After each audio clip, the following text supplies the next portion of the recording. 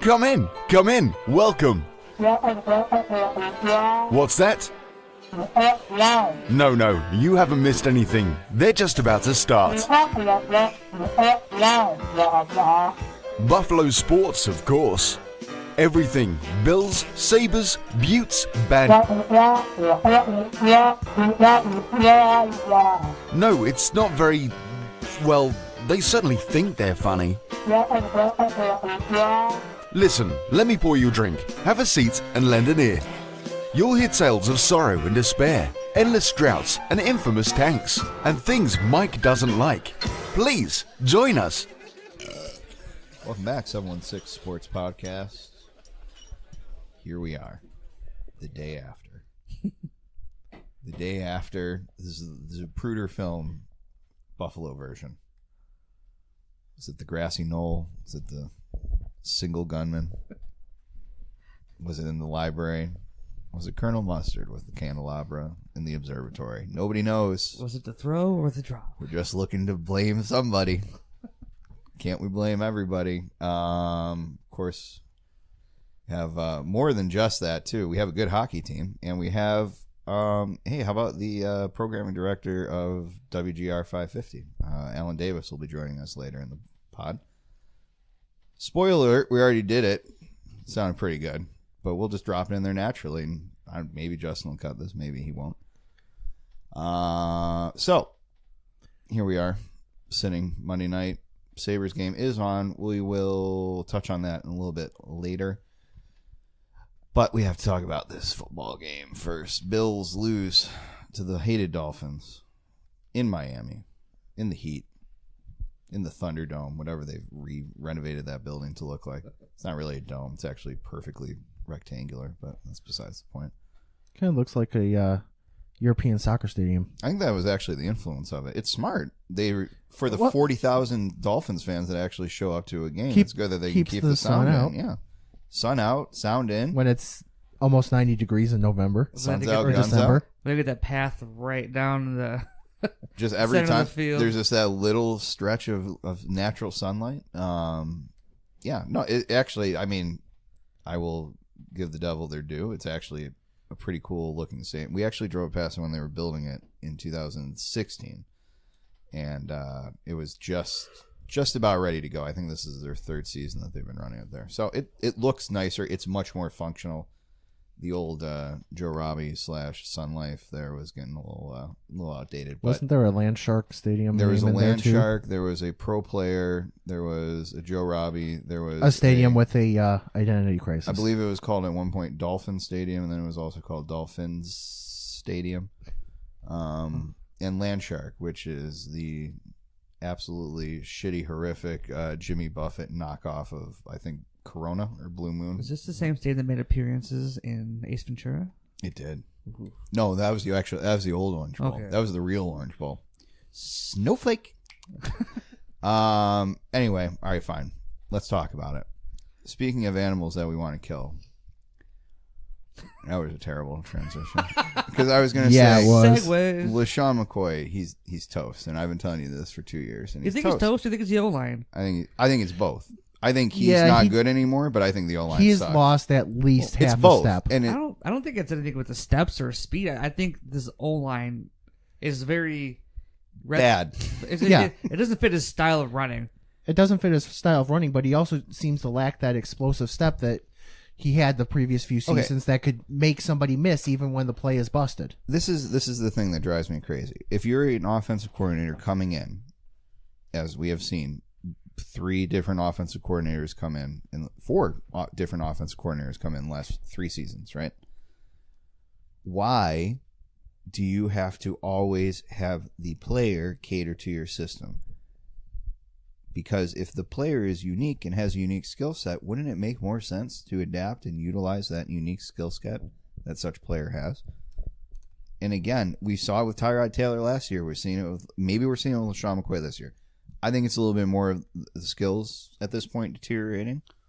But I don't know why, if the rumors were true, that there was some sort of deal to be made, even if it wasn't what they felt was the I know, dogs. If they felt it was not the proper market value for LeSean McCoy, you're getting nothing now. He's done. You're not going to be able to move him. He's way overpaid. He's overpaid at the position anyway, and now he's overpaid dramatically more so based on the performance that you're getting. And if you're not running a system, if you're not able to block for the guy correctly, and he likes to jump around a little bit. He's more an elusive guy than a between the tackles guy. He's always been that. He's also been to like 5 Pro Bowls and been all pro. Like, this is an elite running back. He's a borderline Hall of Famer probably based on production. But at this point, I don't know what you're going to get out of him at this point. I think he's in a tough spot. I mean, they basically He's lost over 3. 30. They basically lost 3 Pro Bowl offensive linemen this past offseason. No, I get that. I get that. And maybe there's a step, but I just think it's more the O-line. I don't have anything to back it up. I don't think coming back next year, you're expecting a 31-year-old LaShawn McCoy to be able to hit his jump cuts and dance around behind the line. He can't be patient because the offensive line isn't able to open the holes. I do understand what you're saying, that it is a little bit of both. I think it's more a McCoy decline at this point, and it's being exasperated by the decline of the offensive line as a whole. I thought you said the same, Mike. I'm kind of agreeing with Bill on that. That I do think McCoy is in a decline, but that's naturally due to age and the mileage on his tires. I mean, he's got over 12,000 rushing yards and how many yards from scrimmage? Basically a decade. I mean, he's gets so many touches, so much contact. Even if he tries to avoid it, there's still a lot of contact. There's a lot of reps. It's just natural that at this point he's going to start to decline, and I just don't think he's as explosive as he used to be. Mm-hmm. And like you said, the offensive line is not helping his situation any. They're losing the battles more often than not on the line. No matter what Pro Football Focus says, the eye test says that they're getting, at best, they're just holding at the line of scrimmage. Usually looks like at least one of them is getting beat easily. You just can't you can't expect that a 31-year-old running back is going to be able to maintain their top level play with the natural fall off of skills and ability that come with age, and an offensive line that is not fully performing. Let's welcome in Steve Bermel. Oh, wow. Bowling extraordinaire. He was late arrival, taping a special across the hallway and decided to pop on in. Your dog licked my face 18 times when I walked in the door, and I'm not complaining. It's exciting. What do you think about LaShawn McCoy? You counted? I didn't want him here to begin with. I'm still bitter about the trade. He's a nice player. He really is. I just feel like they gave up too much for him. They're paying him too much money, and for how many years of production, too? I mean, so you're still mad about the Kiko Alonso trade? I'm not mad about losing Kiko Alonso. I'm mad that they traded for a 28-year-old running back. And then had to pay him a lot of money to come here, did they not? They had to sign him to an extension. His deal was overrated. Right. He's been overpaid since day one. As somebody that supported that, I thought it was absolutely insane that they got rid of Alonso. I actually kind of think the Bills ended up winning out in terms of production on the field because the Eagles won season, right? And then got rid of Alonso, and we saw him yesterday braining guys in Miami.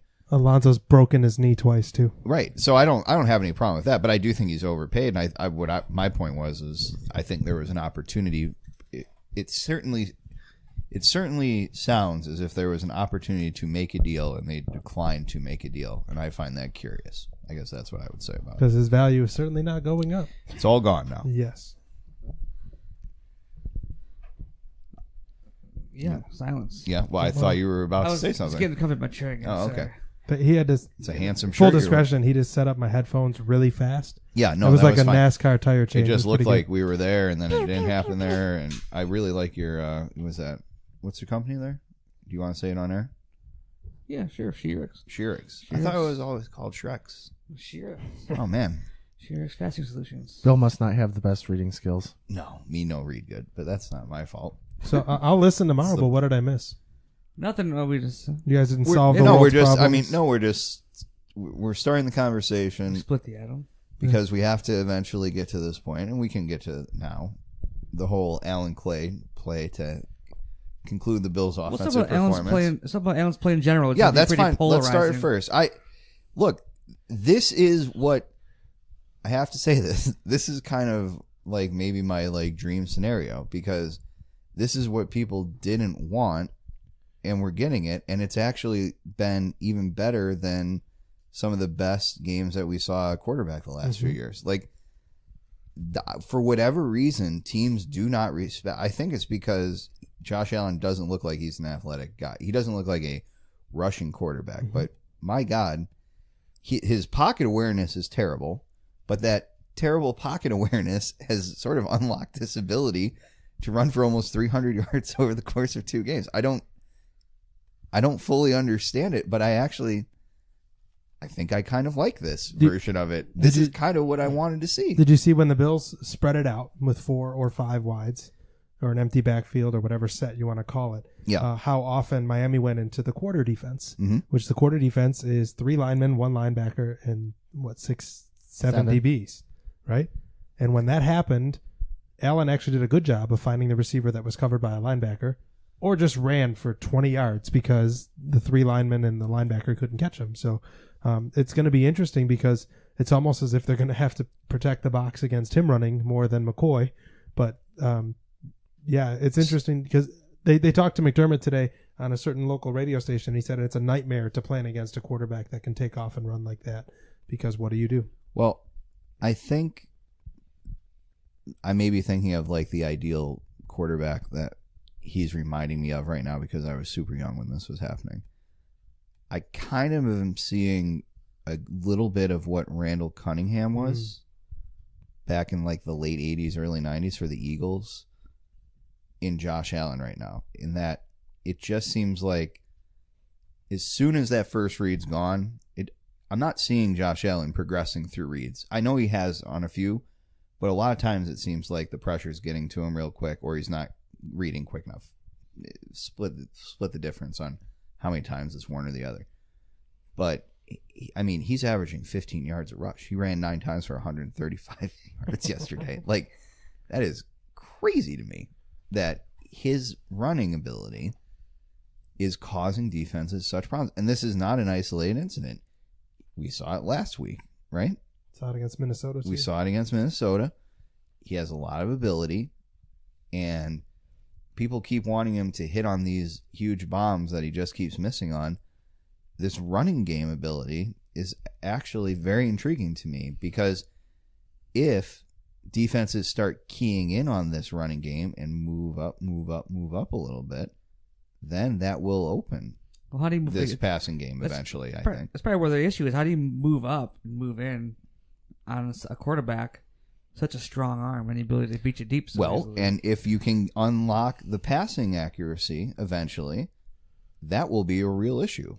And teams will have to choose what they're going to do on a given day or on any given play, and you have the option. I mean, God, this would be the perfect time to have a coach that was really interested in RPOs, right? Because, boy, it looks like you could run some, like, the read pass option is wide open there, and it doesn't seem like this team is necessarily taking advantage. You see how easy Lamar Jackson's making it look in Baltimore? Right. He's literally trotting into the end zone from 13 yards out on run pass option because it's there. And it's funny to me, too, because honestly, Josh Allen, Lamar Jackson, Lamar Jackson, my God, we were talking about him at wide receiver. Can't figure out why. But these guys, Josh Allen and Lamar Jackson, were really, really good passers that weren't given the proper respect for the running game because their passing ability was... People want to talk about something else with these guys. Their running ability is... I'm not saying it's revolutionary or anything, but there's something there to it right now. It's kind of incredible what we've seen. And, we were talking about, I think it was off air, but we'll say it, Pro Football Focus, best quarterback performance of the week. Josh Allen in a loss at Miami, where they score 17 points. I mean, it seems like he did basically all he could to keep the team in that game. He did, and it's such a polarizing performance. People want to see him complete passes and throw. Well, we're all in our camps, though, right? Yeah. We're all like, well, he sucks. I'm in the you pay too much and he's not what you think he is camp. But if he's this is something. We can work with this. And he's doing it with shit receivers. Did you see how many receivers Mahomes overthrew yesterday? Mahomes is great. Mahomes is phenomenal. And he got overthrew the strong Tyreek arm Hill too. 3 times. Yeah. And How do you Tyreek Hill's overthrow the that fastest guy? man in the league. Exactly. Well, you got to look at the fact that, okay, one of the things that goes into it is you have to admit that Allan has a problem with zipping passes in when he needs to put a little touch on it. And then there's also the fact that he doesn't put the ball where it needs to be. Zay Jones could have had a touchdown pass to Zay Jones, I believe it was in the first quarter, that ended up being a field goal, but it was so far behind Jones that there was no chance of adjusting. No, I agree. And there was it almost feels like you have to take advantage of the wild card nature that is Josh Allen at this point. Mm-hmm. Because both of his touchdowns were darts. Yes. Both of his touchdowns were absolutely frozen ropes on the money. That I don't know how many, we're talking maybe one hand, how many quarterbacks in the league make that throw. When he's rolling right and throws that ball 20 yards through the air on a rope right to Zay Jones in the back of the end zone, not many quarterbacks can throw across their body like that. I said it last week on the show that I'm just excited to see him with a good O-line because the Bills are out there trying to sling the ball. They had 33 pass attempts, but there's 9 runs. Essentially 42 dropbacks. Yeah. That's a lot for a Bills offense. They did the same thing last week. But there's I think a lot of right now is the bad O-line, and you said there's pocket presence, poor pocket presence, but I think it's just a flawed internal clock due to the O-line. Well, and that's fine. I hope it doesn't carry over then. Yeah. And But that's I what think you're it will worried about carry because over. you're building these bad habits. Which is right why now I didn't then. want him to start the season. Right. Well, That's why I still don't want him playing right now, is because I think he's going to build all these bad habits behind this bad offensive line, and it's going to carry over with him, and I don't think he's going to reach his ceiling. But there still are plays where he does skid a lot. There's a few times where he had like 4 or 5 seconds back there and just didn't throw it. yeah. And that's kind of what frustrates me is like maybe guys aren't getting open, but you see quarterbacks out there just throwing the ball out, letting those guys make plays. But there's also maybe he doesn't have confidence in receivers to make set plays. He doesn't want to throw it up like most quarterbacks do. There was a play 2 weeks ago in a Rams game. I think it was Rams San Diego, and just this dude was San Diego? I might be wrong. I forget who it was. Well, But it's probably not San Diego. I digress. So that's a throw we will never see in Buffalo sports for the next fucking 10 years. Yeah. The dude wasn't open. It's just I don't know. Just besides the point, but I just would like to see him just take chances more. I guess just throw it up. But at the same time, our receivers aren't very good to hit. We don't really have those guys like Calvin Benjamin didn't make an effort in anything. Well, you thought with Calvin Benjamin when he came in, he was going to be the guy that you could throw the ball up to, and he would come down with it because he's such a physical presence. But he's not. With air quotes. Right. Actually, he's rather soft, and he kind of runs lazy routes, and it's, yeah. I was thinking, if there's any kind of process at one Bills drive, if there's any kind of process and culture, then they should have cut Calvin Benjamin when they got off the plane. I don't think he fits a set culture. He's lazy. You can see him give up on plays when he knows he's not the guy that's going to be getting the ball.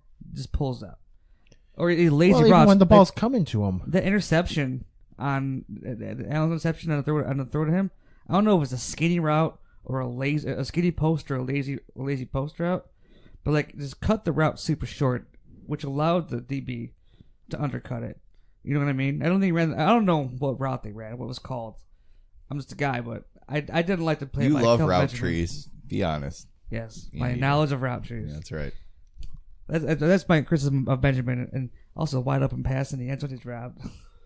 Yeah, no, he's. how many times has he done that this season too? Yeah, like I don't know what else to say about him. Like he's not going to be on the team this next year, so good. Well, that's it. while I don't we're know. criticizing receivers, Charles Clay, it all got exacerbated by that play yesterday, but he has 19 catches on the year and 0 touchdowns. He hasn't had a touchdown since week 3 of 2007. That is disgusting. Like, I get that, bad offense, bad quarterback play, whatever. This guy is getting paid like he's getting top 10 money, but he's getting paid. We watch tight ends in this league. George Kittle gets 180 yards receiving just from running a seam pattern 5 times a game. Right. It's not hard to get receptions as the tight end because you don't go outside the numbers. You run up the middle.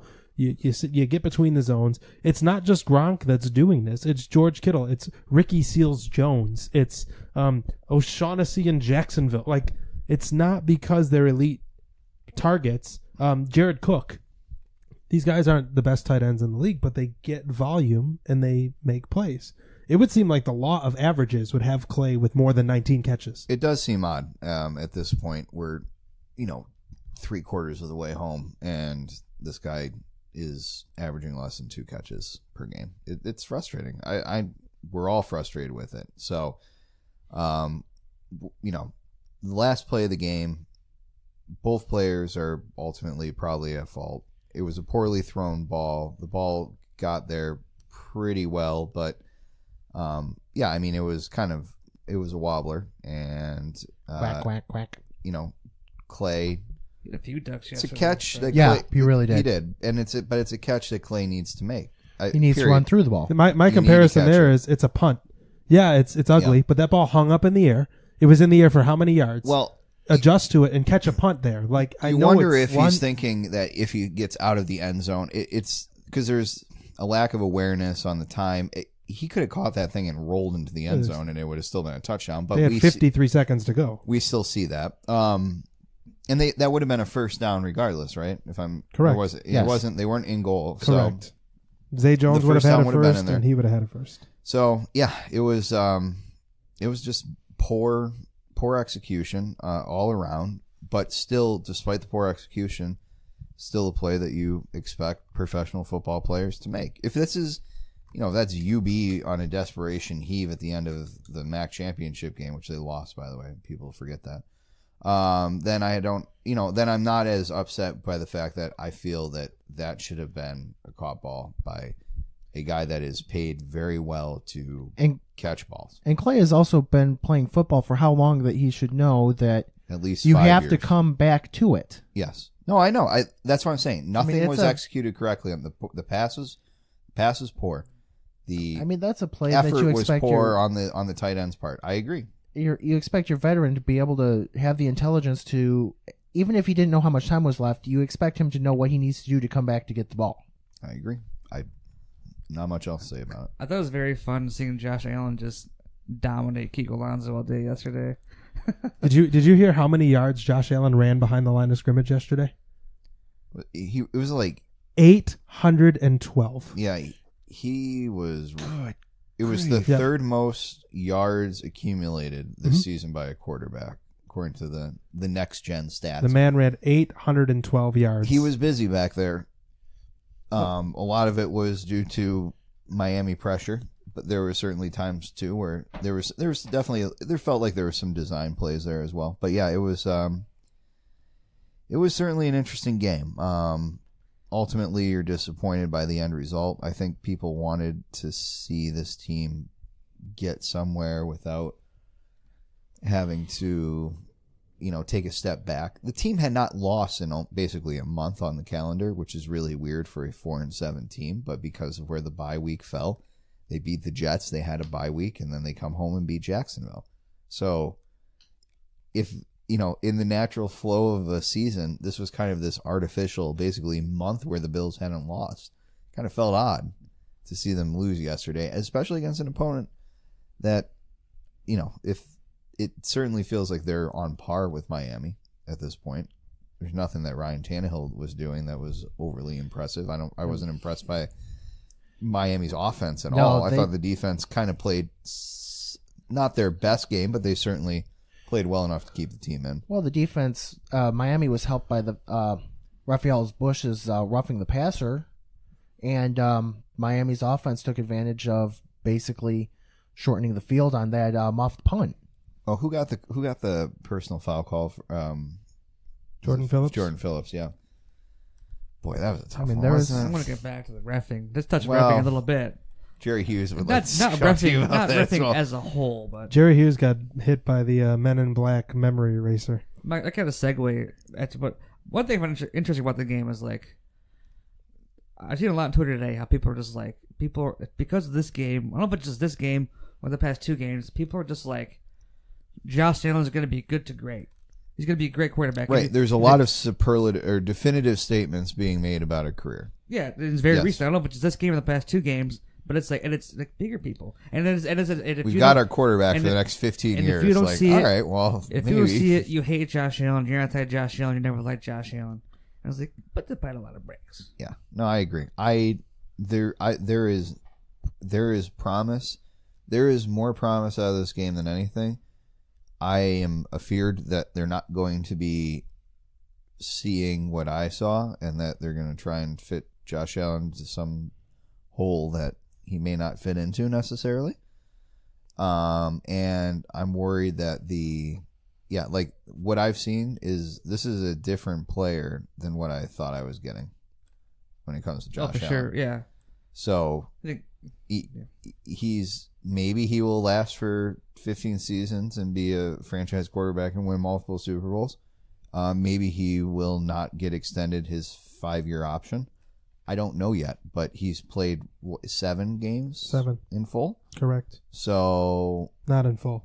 6 plus a half. So let's pump the brakes here. We don't know if we have Jim Kelly or Trent Edwards yet. So chill.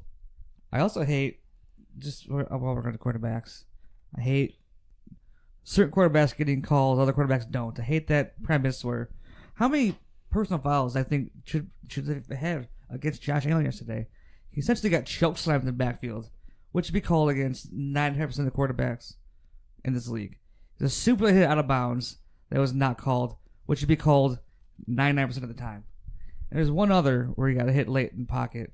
I found it more frustrating. I found myself more frustrated yesterday with that stuff than ever before. What is it? Do you think it's just quarterback treatment? It's a rookie thing. What do you think it is? I hate it. No, Josh Allen's probably just a bitch, according to the officials. Like that defensive back, like seemingly chokeslammed him. Like it's equal hands to the head. Yeah, and Raphael Bush hits Tannehill, and Tannehill flips over his own lineman, and that was roughing the passer because his own lineman tabletopped him. I mean, the calls were definitely more in favor of Miami than not yesterday. I don't really know. Because Lord knows we had to hear about how Tom Brady would have gotten every one of those calls and then some yesterday. I don't know. Do quarterbacks have to build a reputation in the league? Yeah, probably.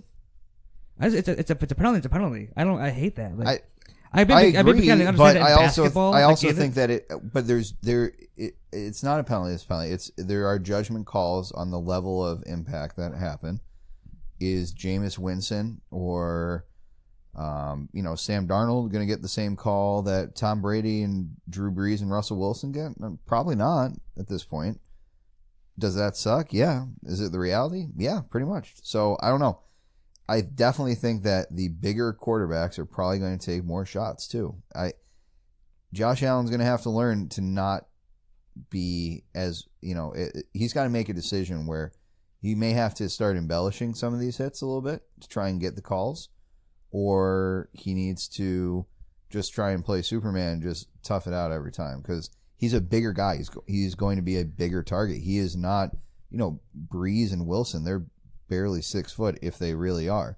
He's like Roethlisberger and Cam Newton. Right. Yeah, Cam never gets a call. Cam doesn't get calls, and Roethlisberger's a little bit more. It's weird just how people fall off of Roethlisberger's body still. I don't fully understand that, but he always has though. Like no quarterback I can remember gets out of more obvious sacks than Ben Roethlisberger, and he's not elusive. He just somehow doesn't get sacked and keeps plays alive. So Allen's going to have to figure something out with that. He doesn't get mad. He doesn't get pouty or angry at the officials. You can see him kind of ask them and they nod and kind of accept it.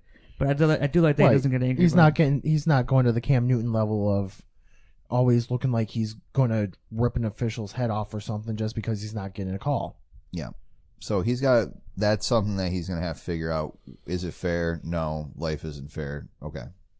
Sorry, Tom Brady gets calls. I don't know. I just blaming the officials. It certainly seemed like there were more calls in Miami's favor yesterday, more so than in other games too. I agree. I think that was a thing, but I also I'm not even blaming the officials for the loss. No, I know you're not. I just hated the lack of calls on the quarterback. I understand being frustrated by the lack thereof of calls. The other one I was thinking about, I forget, was at the end of the half. There's a low hit, and McDermott was running out, at the ref at the end of the half about it. But it's pretty frustrating. But Bills lost. On to next week. Who do we got next week? I believe it is the Jets, Jets. Round 2 with the Could Jets. be Sam Darnold this week. Maybe, or Josh McCown. Hopefully we get that Josh Allen. We need to finish the we need to finish the Matt Barkley, Josh McCown duel round 2. Let him play, I say. Let Josh Allen learn one more game from the sidelines. Well, we got an interview. We got a guy called in, Allan Davis, WGR program director. Very solid interview. Answered some tough questions, good answers, and then we get some Sabres and Bills takes. You don't get to hear Allan's takes on Sabres and Bills, so I was really interested in hearing what he thought about the current state of the Bills and the Sabres. So let's check out Allan's interview. Welcome back, 716 Sports Podcast. We're here with Allan Davis, program director of WGR Sports Radio 550, little local station. You guys might have heard of it. How's it going, Allan? It's going great. Nice to be on your show. Yeah, it's about time. Real career-defining moment for you. Are you excited?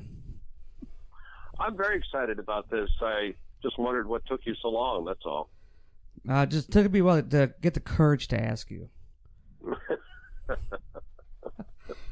No problem. Happy to be here. So I obviously Buffalo sports fan. We all listen to WGR. Long time listener. But I'm interested in you and your role at WGR, as well as some of your Buffalo sports takes towards the end of the interview. I want to know what inspired you to get into sports radio. I'm not sure it was an inspiration as much as I wanted to get into radio. When I was in college, a couple of my buddies and I, we set up sort of a couple of turntables in our dorm room, and the next thing you know, we were playing music and talking over microphones and having just a really good time. Very much like what you're doing now. Probably started similar to that. And I decided I wanted to get into radio, but it wasn't sports radio that I was interested in the beginning. I wanted to get into music radio and spent the first 3 or 4 years actually in music radio. But when I went to Toronto, which would have been in the early 80s, I started writing some programs for the Toronto Maple Leafs radio network. And they accepted one that I did called The Leafs This Week. And I started producing and airing that, and it kind of took off from there. So that would have been in 1983, 84.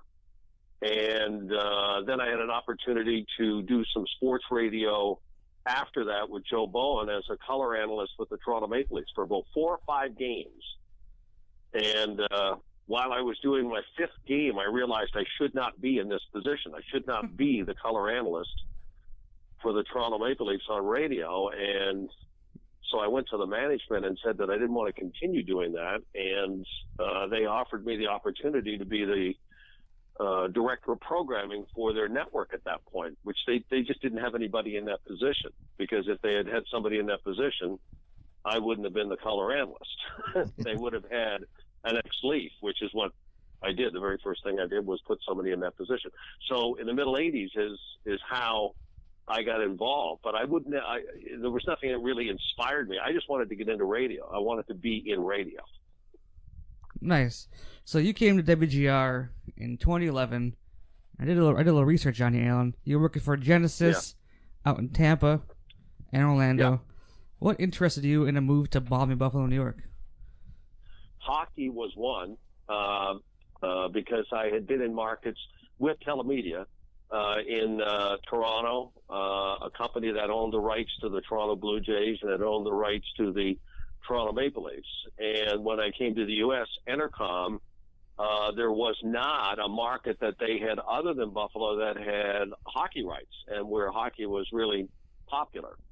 And so the opportunity to come to Buffalo and to be on a station as successful as WGR, to be working with that staff and to be part of that, was something that excited me a great deal. So coming from Tampa to there was no problem at all.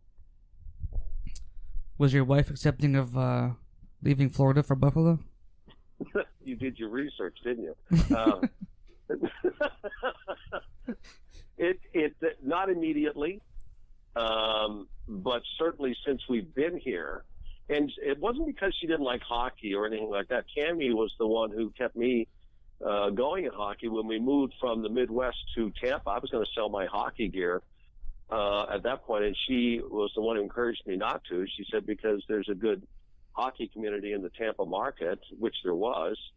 So it wasn't because of hockey that she didn't want to come to Buffalo. You know, coming from Tampa to cold weather. Probably, she hesitated a little bit at the beginning, but meeting people like you and having the friends and everybody that we have here, I mean, it's been a terrific move for us. So she's quite happy.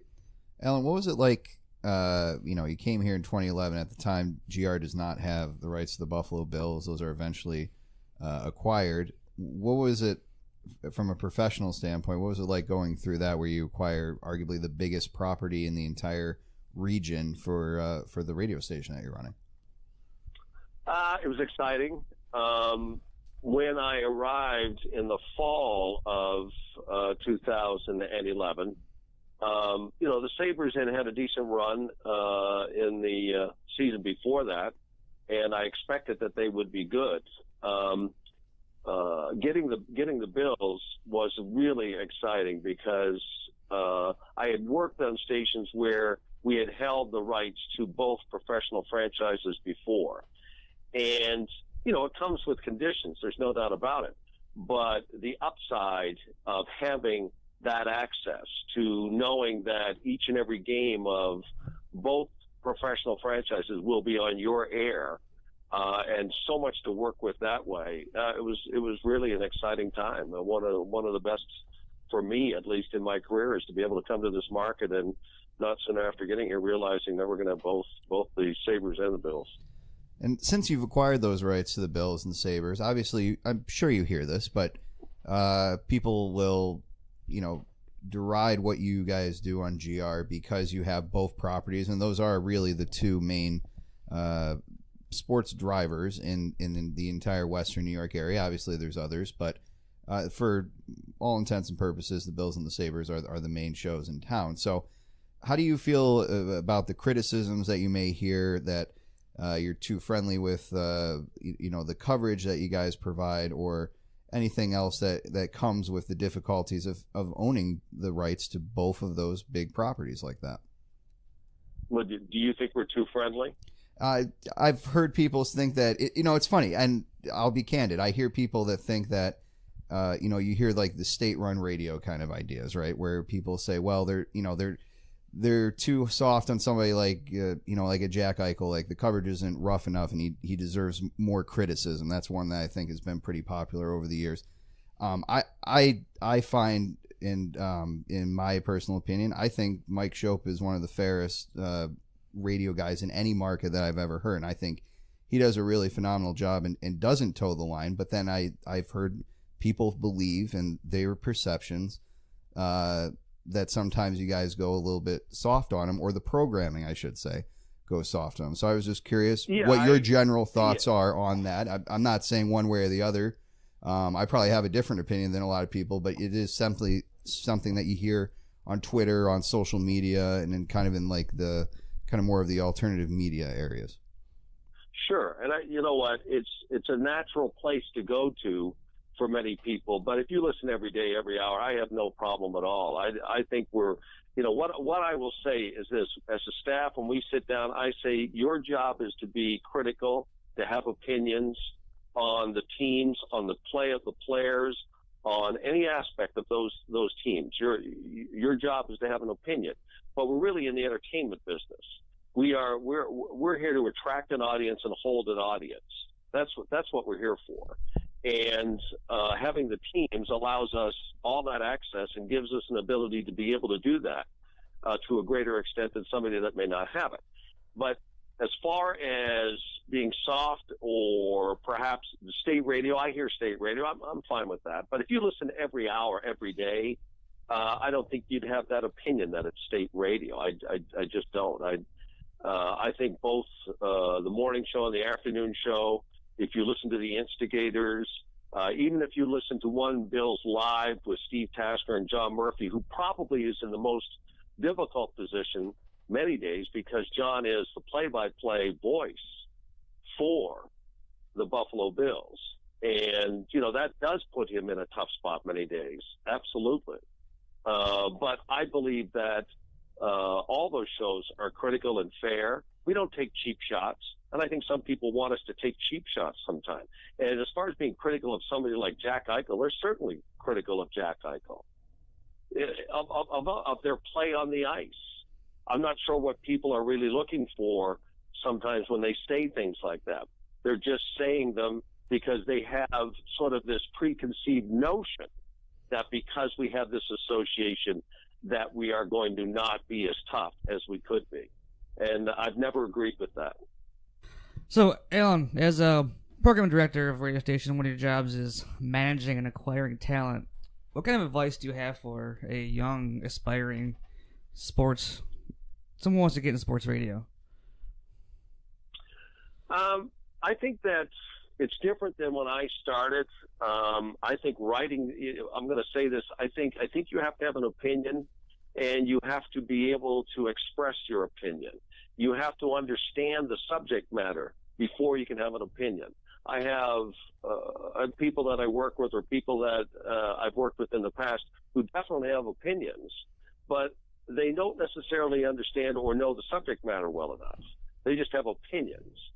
And while that's something that is necessary, I'm looking for people who are taking the time to know the subject matter, to understand how a football team works, how a hockey team works in this market, who the Sabres are off the ice, understand the business side of it.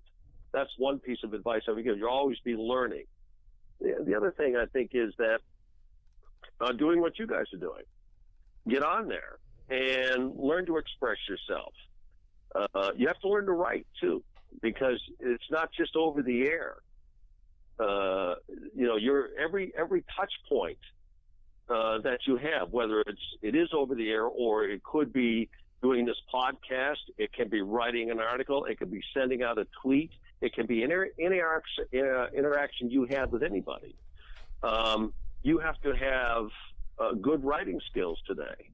And that's something that a lot of young broadcasters are now learning, that when they come to talk with somebody like me about getting into this business or being part of GR or part of our network programming, if you don't have those writing skills, then you're probably not going to get a shot. So speaking about writing, we recently saw what happened with the Buffalo News and sports journalism paper kind of struggling with competing with the internet and blogs and whatnot. Do you at any point see the same sort of future for radio competing with podcasts and struggling with that as well? Oh yeah, we're doing it now. We do it now. People have said that when you look at GR, for instance, the Buffalo market, you don't have a competitor, and I argue that we have competitors on every platform every day. You could be considered. Anybody who can draw the attention away from WGR or find another outlet to get information on the Sabres and the Bills, and to be engaged and entertained with that information by somebody else. Yeah, I'm competing with all those people. I'm competing with all those platforms. It's not just over the air. Absolutely. 100% of the content that is generated on WGR's website is done by the staff. The staff does all the writing on WGR, 100% of it. We all do it together. And we recognize that that's as much a connection and a point of engagement for our listener and our fan as over the air.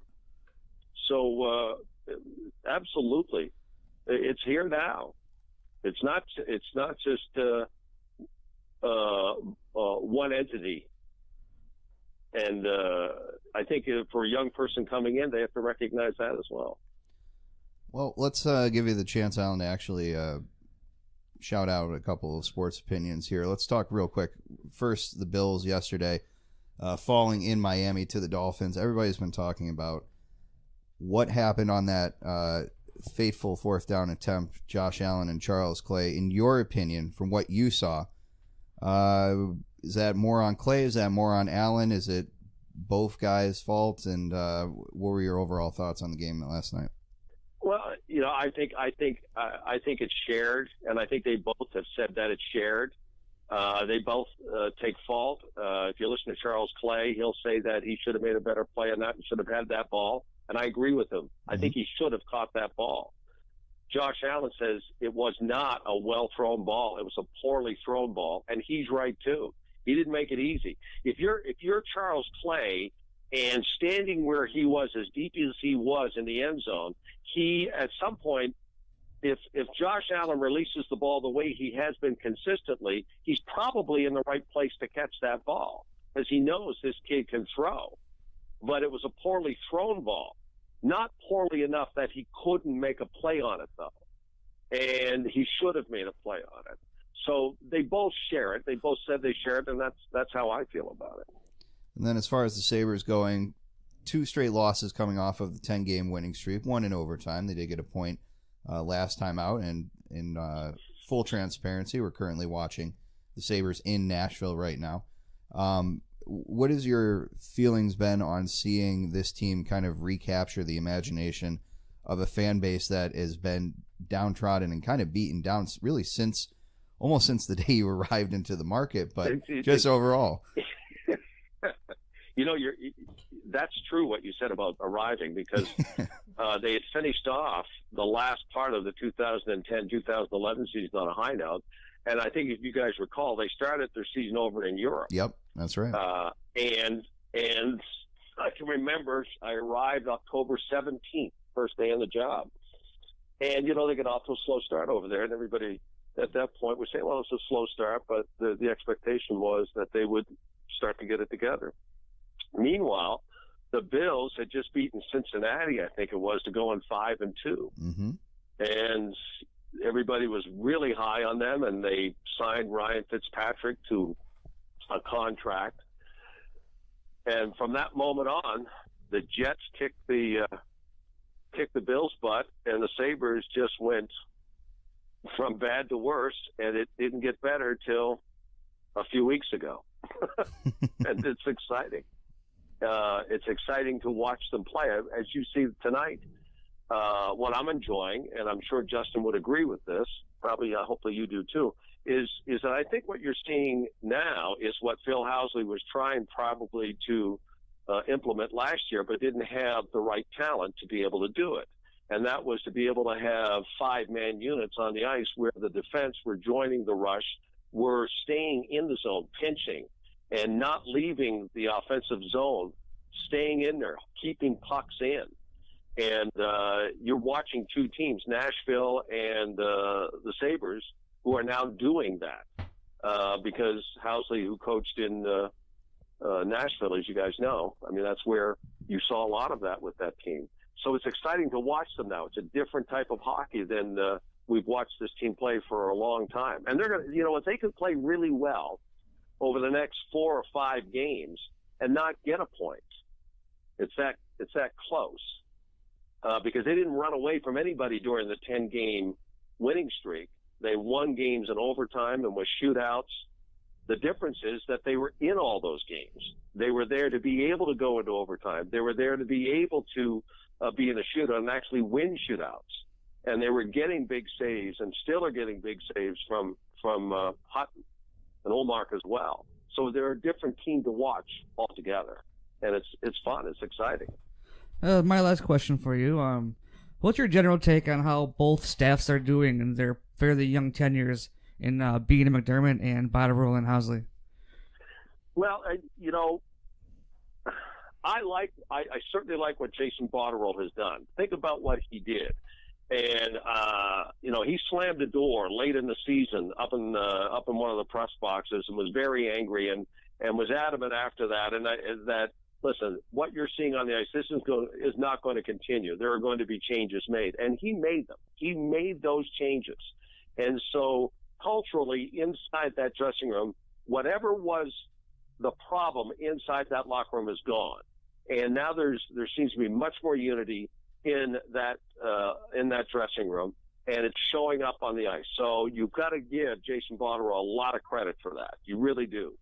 As far as the Bills are concerned, I think that I'm excited every day waiting for Josh Allen to play again. I like watching him play, and I'm excited about the potential in Josh Allen.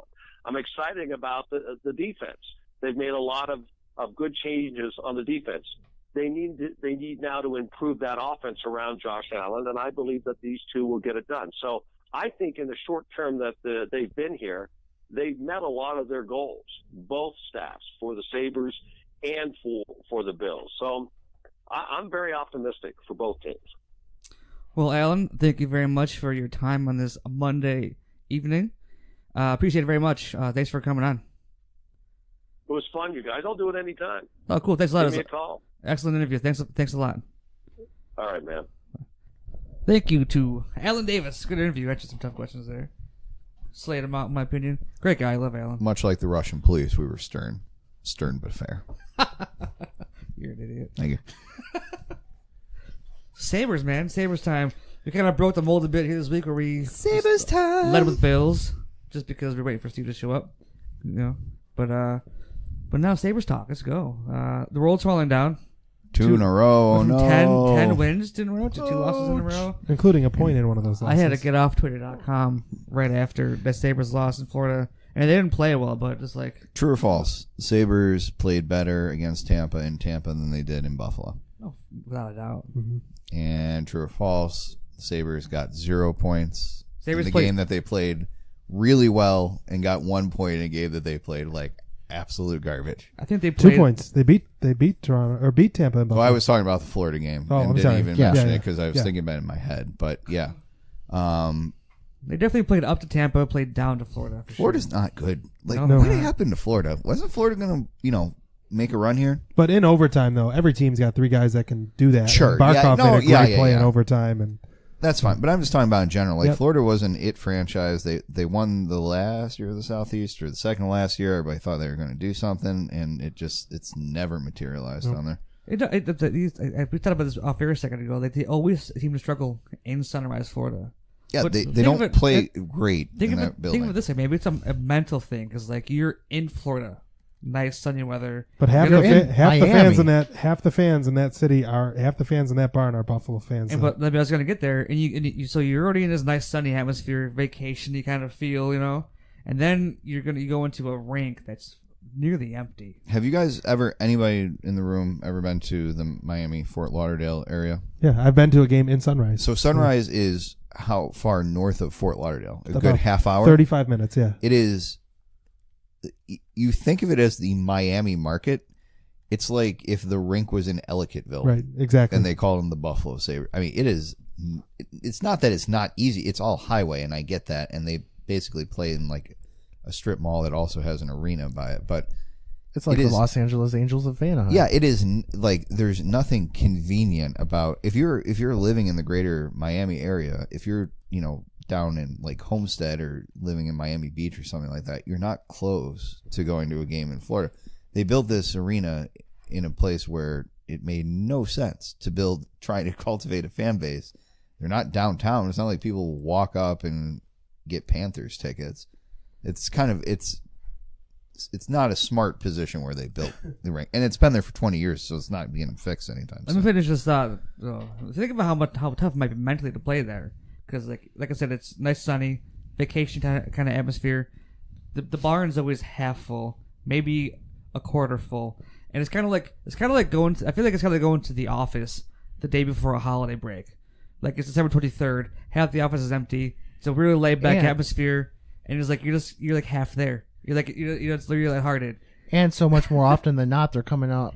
They're going into Sunrise as the second half of the back to back game series in Florida. I just think it might be mentally tough spot to play.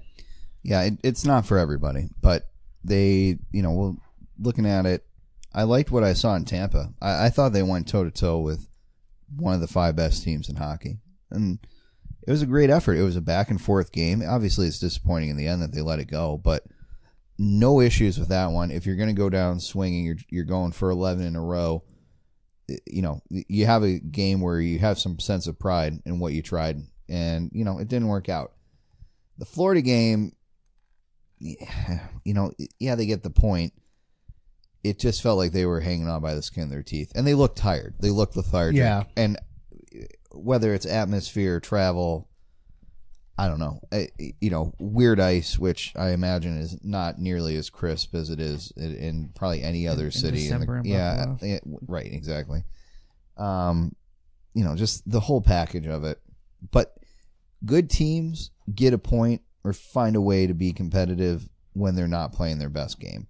So if there's one positive to glean off of the Florida game, I think it's the fact that they got a point. They got to overtime somehow, because that felt like a game the last almost decade that we've been watching Sabres, that they blow that game, right? Yeah. They give up that goal. Find a way to blow it in regulation. They give up a goal with 2 minutes to go, and they get nothing out of it.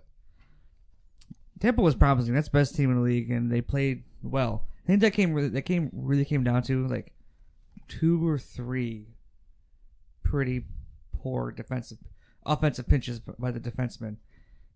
2 really stuck out in my head, but maybe 3 but resulted in goals. Pretty poor decisions.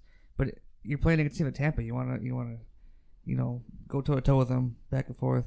So I understand the style they're playing, but I just hated a couple of pinches. They pretty much decided the game, in my opinion. But very promising to see that game, because you want to measure yourself to that team, and I think you're putting up 4 goals against Tampa.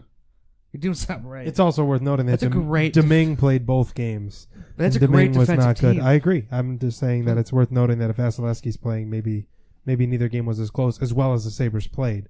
Because that Reinhart goal, Domingue saved it twice only to have it go in anyway. Yeah, Domingue was pretty shaky. He's pretty bad, but They have another good game for him. I would say that just put the puck on the net. they had 4 goals on 19 shots. So, Yeah. but the schedule, we bring it up like I think that the schedule has been brutal. I don't understand what the NHL is doing. I get that all teams have crazy stretches of schedule, but the Sabres played 6 games in 9 nights, meaning they played 3 games in 4 nights, had 1 day off, and then played 3 games in 4 nights. Well, that's until crazy. you go down to 70 games or something like Sure. that. This is just the reality of it. The NBA was dealing with this. They added, instead of getting, I believe that they cut 2 or 3 exhibition games and started their season 2.5 weeks, because teams were playing every year. Teams were having a 3 games in 3 nights, and a lot of teams still deal with 3 and 4. They reduced.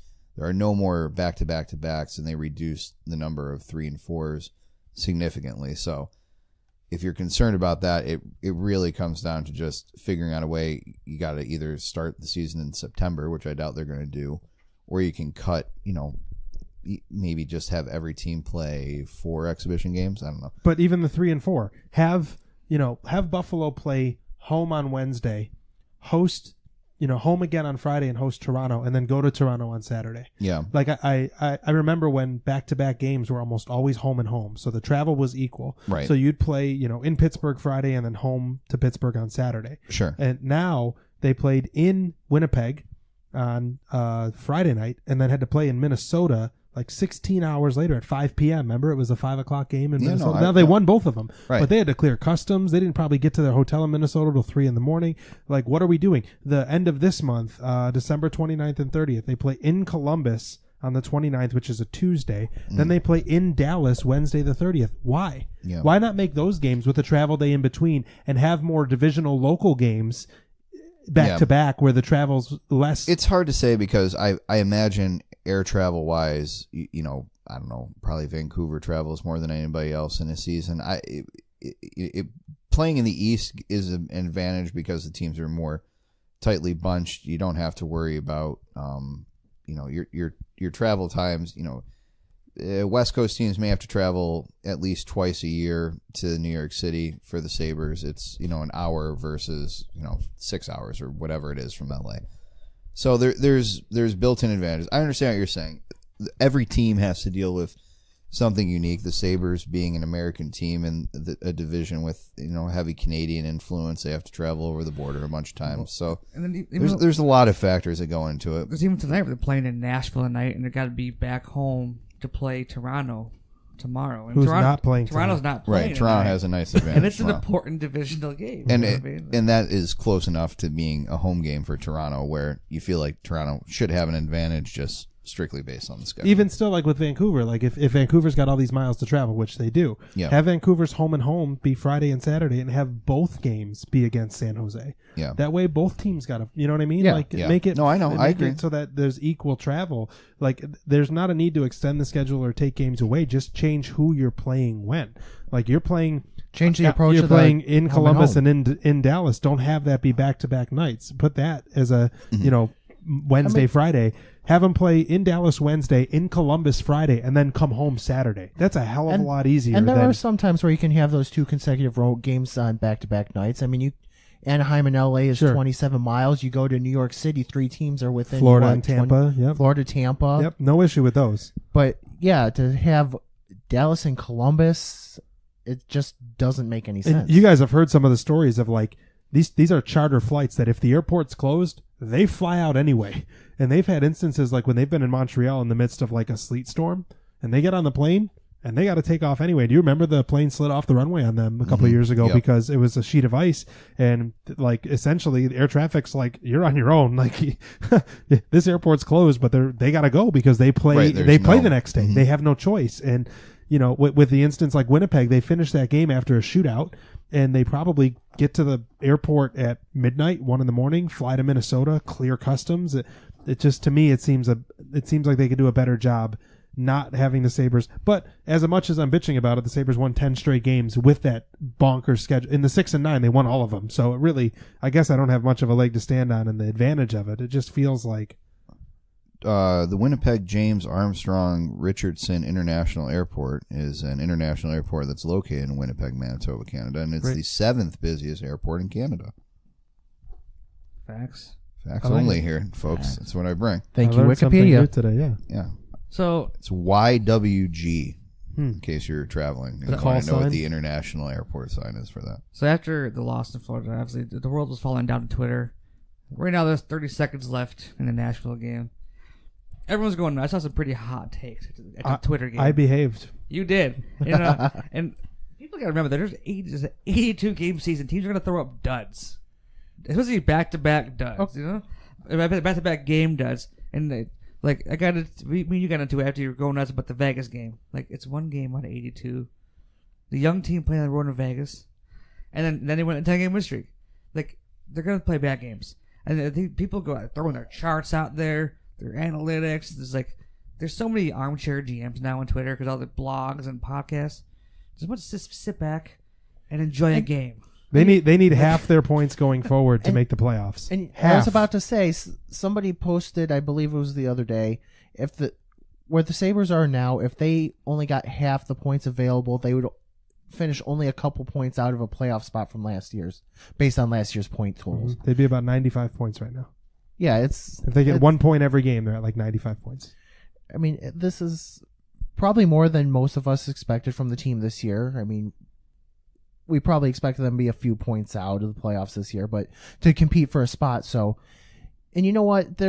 After a 10-game winning streak, you can't just expect that, okay, one loss and they're going to go back on another tear again.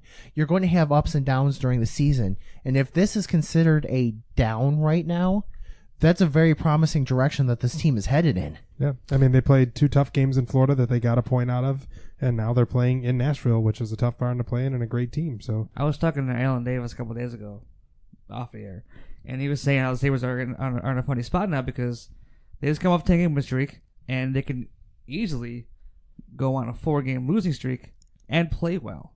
I mean, they didn't play well in Florida. They got a point. I didn't watch enough of tonight's game to say they played well or bad, but I saw some pretty bad power plays. The power play looked terrible tonight. Yeah, I saw this guys running into each other and missed passes. I don't know, but just a weird spot. Like, I'll take. They walked away with 8 points, 8 points. Remember that stretch they had against Pittsburgh, Tampa, whatever. Winnipeg, Minnesota, Pittsburgh, and then they took them all. I'll take those 8 points and hope for 4 out of this one. But I just think people on Twitter got to calm down when there's a loss. Frustrating, but there is relief in sight. Schedules are getting a little easier this month. They're not playing top teams in the league consistently. They're home a lot. They're playing the Kings. They play Arizona. Yes. It's a little breathing. Sabres just lost 2-1.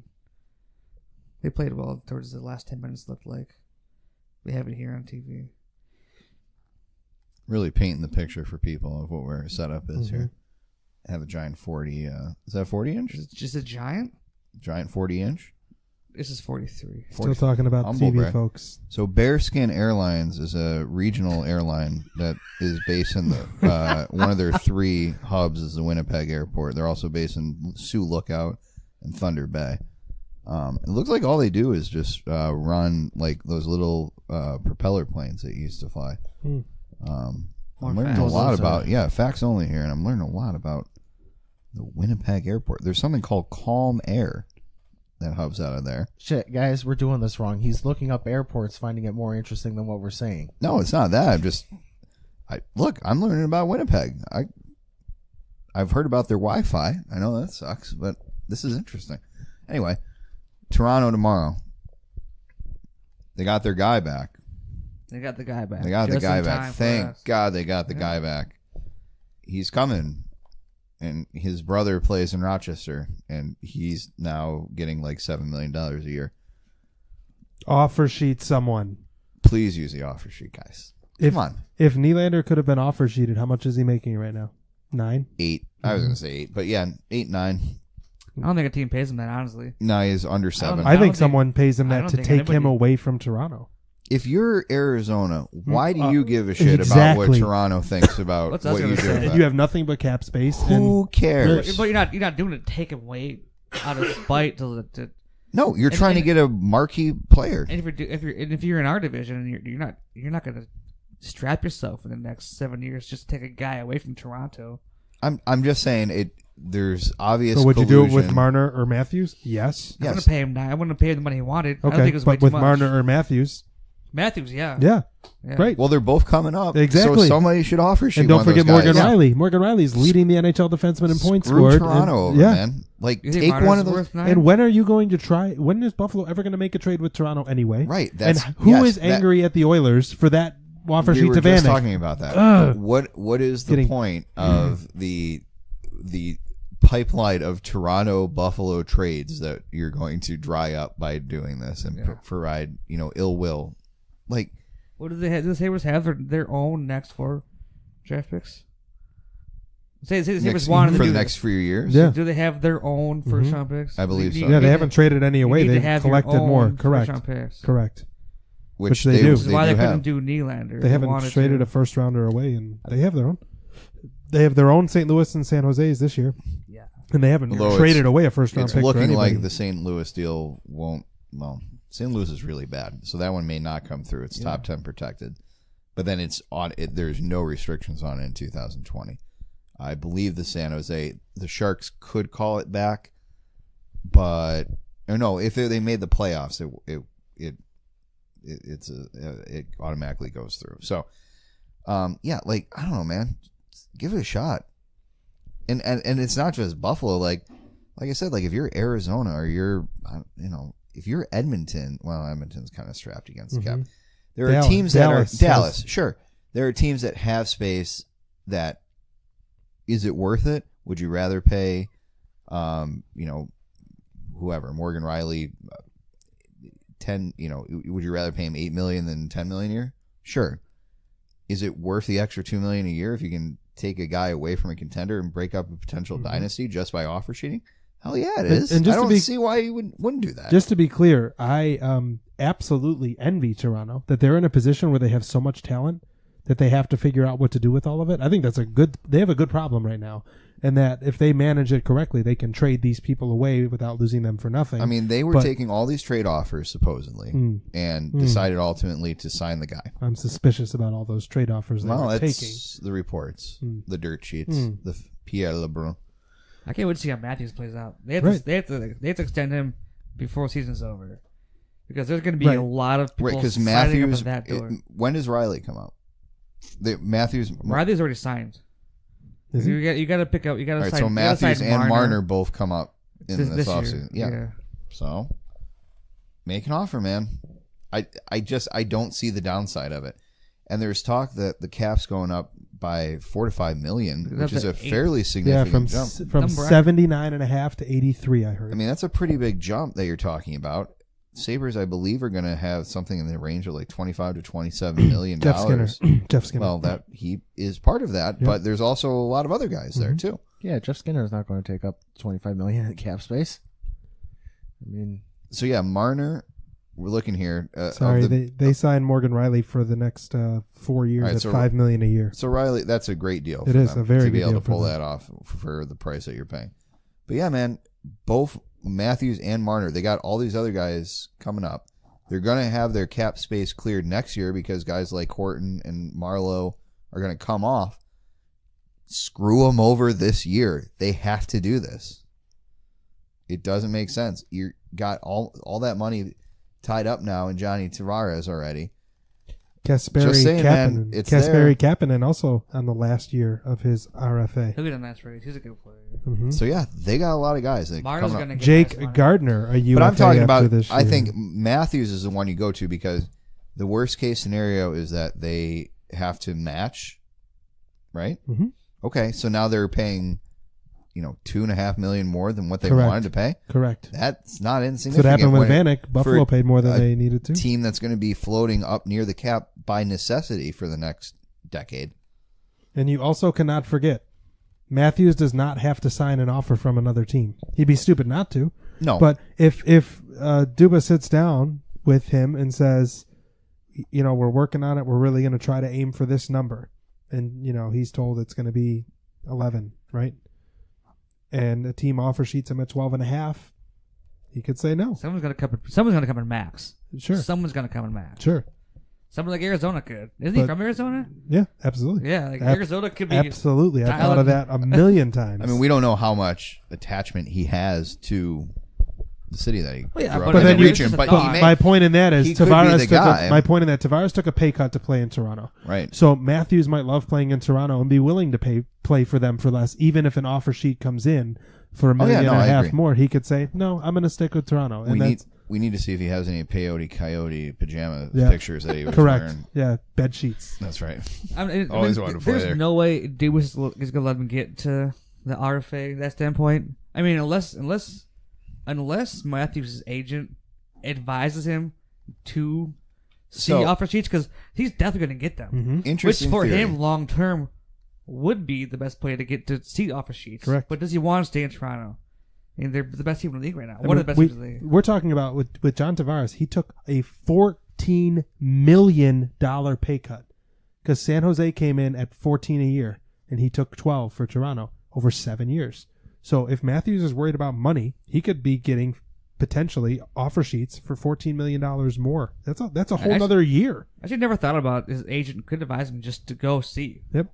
I bet you Why Vanek's not? agent Why probably wouldn't did you? when he was Sure. at that point. Sure. Like do you want long term? It's because you're Success, worried you about wanna get- creating you wanna get ill your will money. with the team. As a player, the only thing you have to worry about is potentially having to play for another franchise. Yeah. That's what you have to worry about. But you Yeah. will always make more money going. And to don't offer forget, sheets. and this is not nothing to me. Matthews is the American in the biggest Canadian market. I do think that there's a tendency where Matthews will be the guy that will be. Look at Phil Kessel. Look at how Phil Kessel was treated. Yep. I do think that there was, even if it was unconsciously, that there was something about the fat American guy who's not producing. Not Loves hot saying dogs. as Matthew. Yeah, right. I mean, the Phil Kessel hot dog story It's a man is one of the stupidest stories we have ever seen in hockey. And when Kessel got his cup, God, did that feel good to just see him. But that's what I'm saying. If there's going to be a scapegoat in the next 5 years, if Toronto still doesn't pull out a cup, guess who's going to get most of the blame? I think it's going to be Austin Matthews because he's the American. He's not producing the way all these other good Ontario boys. They all came home, took pay cuts, Is he the could captain, sleep too? at mom and dad's. Well, no, Tavares will be the captain for life now.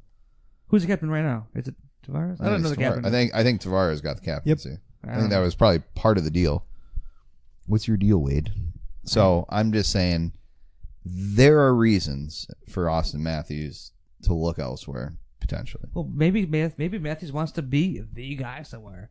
Maybe he doesn't want to be He the shadow can't- John Tavares. He, I don't know. if he's Kyrie Irving, LeBron James came home, right? So you're never going to be the man, even if Matthews if Toronto wins the cup, Matthews has 6 more points over the course of the playoffs. and is just overall a better player, who's going to get the Conn Smythe?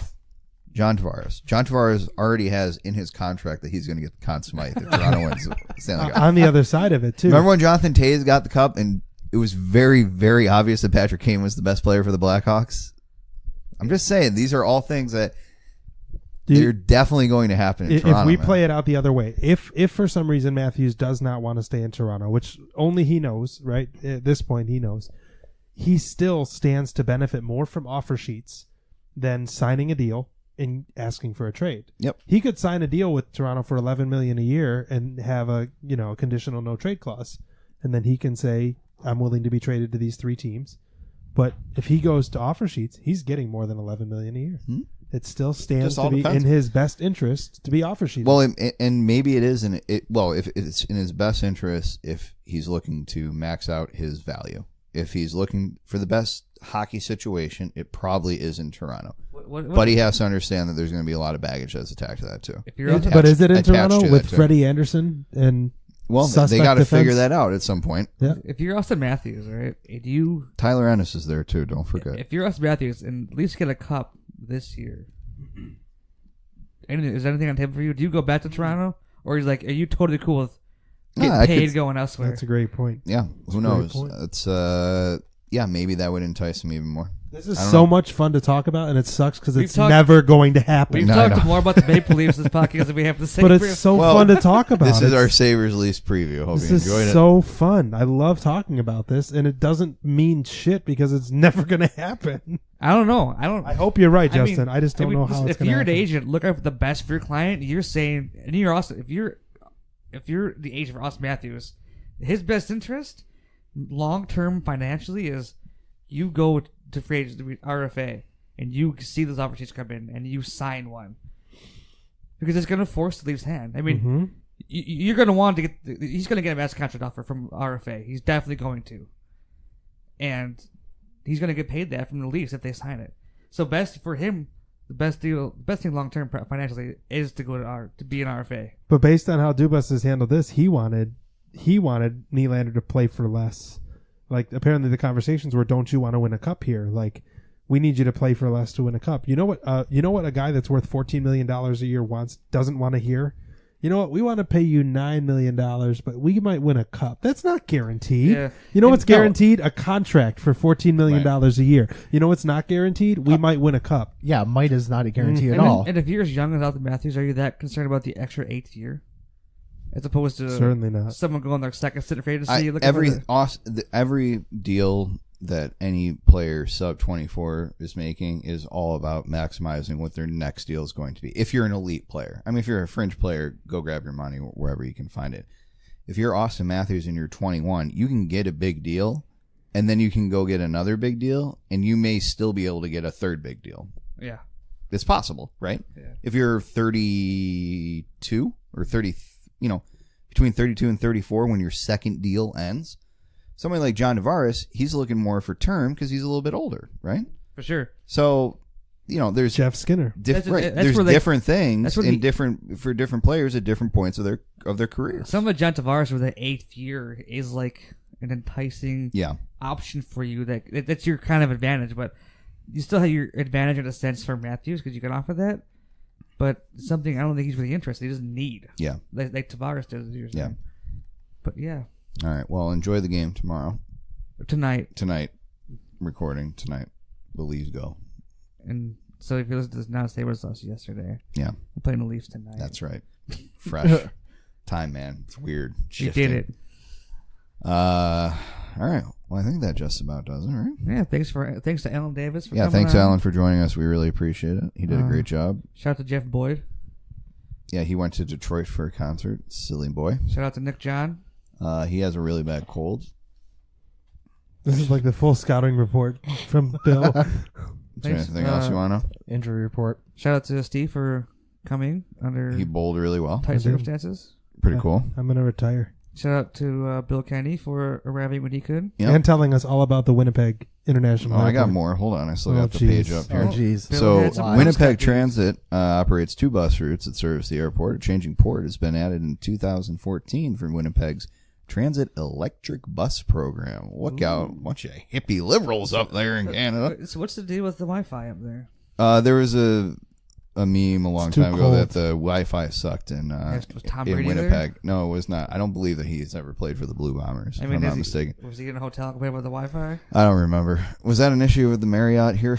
It was a Tom Brady thing. He complained about the Wi-Fi in a hotel. No, well, Oh, jeez. he's very This handsome. was a while ago. This is pre-podcast. We all know he has unlimited data. He does. Turn on that He's got hotspot, that T-Mobile. You just see the video Tom Brady posted today on the whatever social media Pretending to platform. be retired. He's or like, whatever. got that 1,000 yards, wrapping up, but then he got into his very cool car. Yeah, made us all Back to feel work. poor.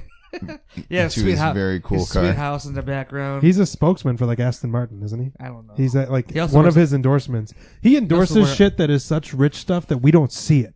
He endorses products that Right, are and so amazingly rich blooded that I don't even see the endorsements. and he also nurses dogs, so whatever. And Peyton Manning does nationwide commercials with country With Brad guys. Paisley. Brad Paisley. White is on your Right. side. There And was Papa John. They were talking about the possibility of Usain Bolt joining the NFL, and I think it was after Eli won the second Super Bowl, and they were talking to Eli. After that, anything was And possible. they were talking to Eli and said, "Do you think Usain Bolt could make the NFL?" He goes, "I don't know, but he runs faster than my brother does to an endorsement deal." Oh. And that was one of the best. Like, Remember that? it was so good. That was in like the heyday of the commercials where they're like kicking each other walking down the hall. I actually can't wait until Eli retires and we get a lifetime of Peyton and Eli commercials because they're great together. Yeah. Yep. Commercial takes, I like this. Both 2-time Super Bowl champions. Right. Oh. So funny. But Eli's 2 for 2. Eli didn't need that third one. Eli is 2 for Fourth 2. one. Yeah. Peyton never had the defenses Eli had. Well, except for in Denver, I I guess, was which gonna is how say, they got well, there. So, actually. I Peyton retract. never I had retract David that. Tyree. True. That's right. And a lucky helmet. Right. All right, that's a podcast. Digression. Thank you, everyone. Oh, is that what Talk that's to you called? later. Good night. That's what we're doing? I'm flying to Winnipeg tonight. Good job, Bill.